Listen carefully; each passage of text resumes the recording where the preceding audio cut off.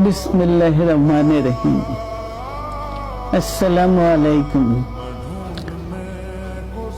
দীর্ঘদিন অসুস্থ থাকার পর আপনাদের সামনে কথা বলতে পারার জন্য আল্লাহর কাছে শুকরিয়া আদায় করছি। আমার কারাবন্দী অবস্থায় আপনারা আমার কারামুক্তি ও রোগ মুক্তির জন্য সংগ্রাম করেছেন, দোয়া করেছেন। সেজন্য আমি আপনাদের সকলকে ধন্যবাদ জানাচ্ছি। দীর্ঘ আন্দোলন সংগ্রাম ও ত্যাগের মধ্য দিয়ে আমরা ফ্যাসিবাদী অবৈধ সরকারের কাছ থেকে মুক্তি পেয়েছি। আমি আন্তরিক ধন্যবাদ জানাতে চাই আমাদের বীর সন্তানদের, যারা মরণপণ সংগ্রাম করে এই অসম্ভবকে সম্ভব করেছে। শত শত শহীদদের জানাই শ্রদ্ধা। এ বিজয় আমাদের নতুন সম্ভাবনা নিয়ে এসেছে।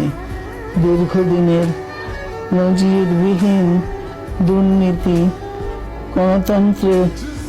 গণতন্ত্রের ধ্বংসের স্তূপের মধ্য থেকে আমাদের নির্মাণ করতে হবে এক সমৃদ্ধ বাংলাদেশ। ছাত্র তরুণরাই আমাদের ভবিষ্যৎ।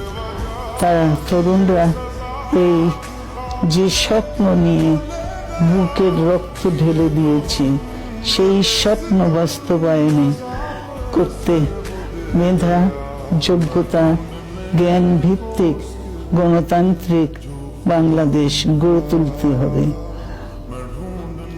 শোষণহীন সমৃদ্ধ বাংলাদেশ। সকল ধর্মের গোত্রের অধিকার নিশ্চিত করতে হবে। শান্তি, প্রগতি আর সাম্যের ভিত্তিতে আধুনিক বাংলাদেশ নির্মাণে আসুন আমরা তরুণদের হাত শক্তিশালী করি। ধ্বংস নয়, প্রতিশোধ নয়, প্রতিহিংসা নয়, ভালোবাসা, শান্তি ও জ্ঞান ভিত্তিক সমাজ গড়ে তুলি। আল্লাহ হাফেজ। বাংলাদেশ জিন্দাবাদ।